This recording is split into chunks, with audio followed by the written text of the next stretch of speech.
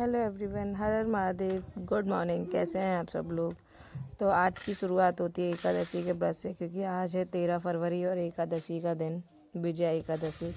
तो सुबह सुबह उठकर मैंने सोचा क्यों ना आज पूजा की जाए। तो सुबह उठ के जल्दी स्नान करके, क्योंकि इसका एक नियम है कि सुबह उठ के ही इसकी मतलब पूजा करनी चाहिए होती है। सुबह उठ के नहा धो के सबसे पहले मैंने भगवान जी को नहलाया, फिर उनकी पूजा उनका श्रृंगार किया, फिर उनकी पूजा अर्चना की। आप देख सकते हैं कान्हा जी कितने सुंदर लग रहे हैं तैयार होके। फिर मैंने पूरे घर में आरती दिखाई, क्योंकि घर में आरती दिखाना बहुत ज़रूरी होता है। उसके बाद आगे आप देख सकते हैं एकादशी की कहानी भी पढ़ी जाएगी। तो आपको मेरा ब्लॉग मेरा कैसा लगता है मुझे ज़रूर बताइएगा। हर हर महादेव, जय माता की। चैनल को सब्सक्राइब करें, लाइक करें और ऐसे मेरे चैनल पर बने रहें। अच्छे की प्राप्ति होती है, अच्छे की प्राप्ति करता है। आज शुक्रवार 13 फरवरी को विजया एकादशी का पावन व्रत कर रखा जा रहा है। विजया एकादशी का व्रत करने वाले को इस कथा का पाठ जरूर करना चाहिए, ताकि अपने व्रत का फल पूरा फल मिले। विजया एकादशी व्रत संपूर्ण कथा। युधिष्ठिर जी ने वासुदेव जी से पूछा, फाल्गुन मास की कृष्ण पक्ष की एकादशी का क्या नाम है और उसका क्या फल है, कृपया करके बताइए। भगवान कृष्ण बोले, युधिष्ठिर, एक समय की बात है, नारद जी ने कमल के आसन पर विराजमान होने वाले ब्रह्मा जी ने प्रश्न किया कि फाल्गुन मास की कृष्ण पक्ष की विजया एकादशी नाम की एकादशी होती है, कृपया इसके पुण्य का वर्णन कीजिए। ब्रह्मा जी ने कहा, नारद सुनो, मैं तुमसे एक उत्तम कथा सुनाता हूँ जो पापों का नाश करने वाली है। यह व्रत बहुत ही प्राचीन, पवित्र और पाप नाशक है। यह विजया नाम की एकादशी राजाओं को विजय प्राप्त करती है। पूर्व काल की बात है कि भगवान रामचंद्र जी 14 वर्ष के वनवास के लिए गए थे और वहाँ लक्ष्मण और सीता जी के साथ रहने वाले थे। वहाँ रहते समय रावण ने सीता जी का हरण कर लिया। भगवान राम व्याकुल हो उठे। फिर वह माता सीता की खोज करते हुए वन में घूमने लगे। कुछ दूर जाने पर उन्हें जटायु मिले, जिनकी आयु समाप्त हो चुकी थी। इसके बाद वह आगे चले और वन में आगे जाकर उन्हें एक राक्षस मिला, जिसका वध उन्होंने किया। इसके बाद उनकी मित्रता सुग्रीव के साथ हुई और उनके साथ वानरों की सेना एकत्रित हुई। फिर हनुमान जी लंका पहुंचे और सीता जी से मिले और उन्हें श्री राम को चिन्ह स्वरूप मुद्रिका प्रदान की। लंका से लौटकर हनुमान जी ने रामचंद्र जी से मिले और लंका की सारी जानकारी उन्हें दी।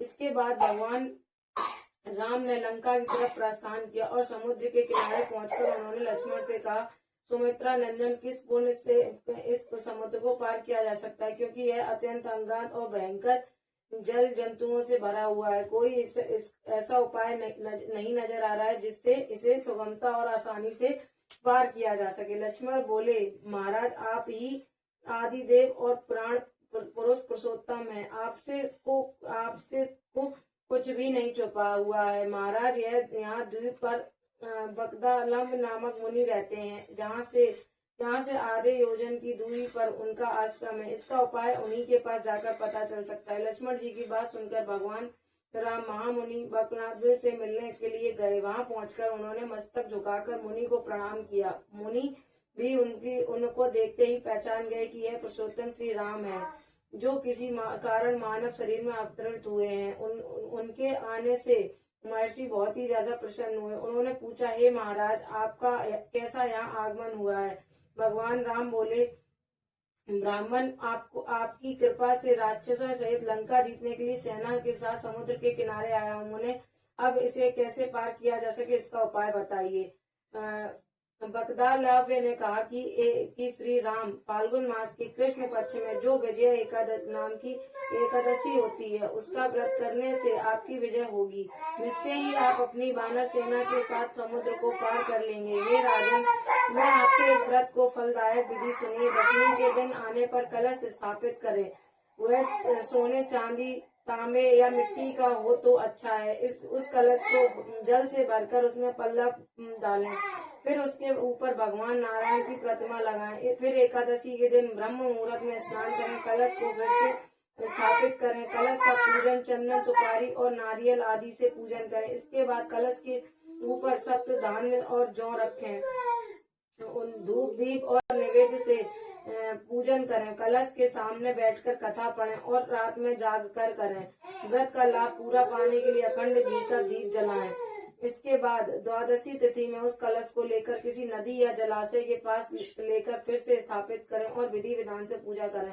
कलश की स्थापना करने के साथ ही साथ दान आदि भी दें।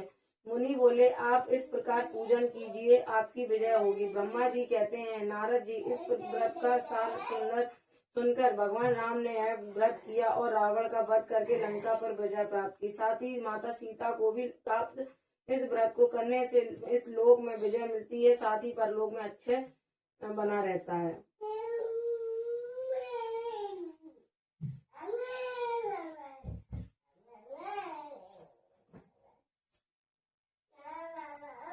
जय गणेश जय गणेश देवा, माता जकी पार्वती पिता महादेवा। एक दंत दयावंत चार भुजाधारी, माथे पे तिलक सोए मूस की सवारी। अंधिन को आंख देत कोड़िन को काया, भाजन को पुत्र देत निर्धन को माया। पान चढ़े फूल चढ़े और चढ़े मेवा, लड़ुअन को भोग लगे संत करे सेवा। दीनन की लाज रखो सब सुखवारी, कामना को पूर्ण करो जग बलिहारी। जय गणेश जय गणेश जय गणेश देवा, माता जकी पार्वती पिता महादेवा। ओम जय जगदीश हरे, स्वामी जय जगदीश हरे। भक्त जनों के संकट, दास जनों के संकट क्षण में दूर करे। ओम जय जगदीश हरे। जो जावे फल पावे, दुख बिन से मन का, स्वामी दुख बिन से मन का। सुख संपत्ति घर आवे, कष्ट मिटे तन का। ओम जय जगदीश हरे। मात पिता तुम मेरे, शरण गऊ में किसकी, स्वामी आस करूँ मैं किसकी। तुम बिने और न दूजा, प्रभु बिने और न दूजा, आस करूँ मैं जिसकी। ओम जय जगदीश हरे। तुम पूर्ण परमात्मा, तुम्हें अंतर्यामी, पार ब्रह्म परमेश्वर, तुम सबके स्वामी। ओम जय जगदीश हरे। तुम करुणा के सागर, तुम पालन करता, मैं मूरख कल कामी, मैं सेवक तुम स्वामी, कृपा करो बढ़ता।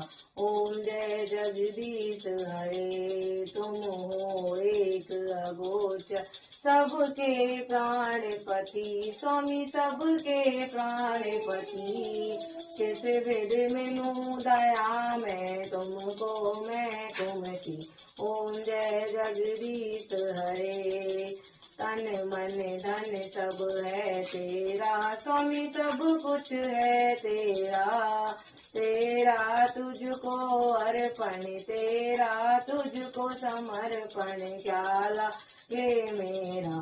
ओम जय जगदीश हरे। विषय विकार मिटाओ, पाप हरो देवा, स्वामी कष्ट हरो देवा। श्रद्धा भक्ति बढ़ाओ, संतन की सेवा।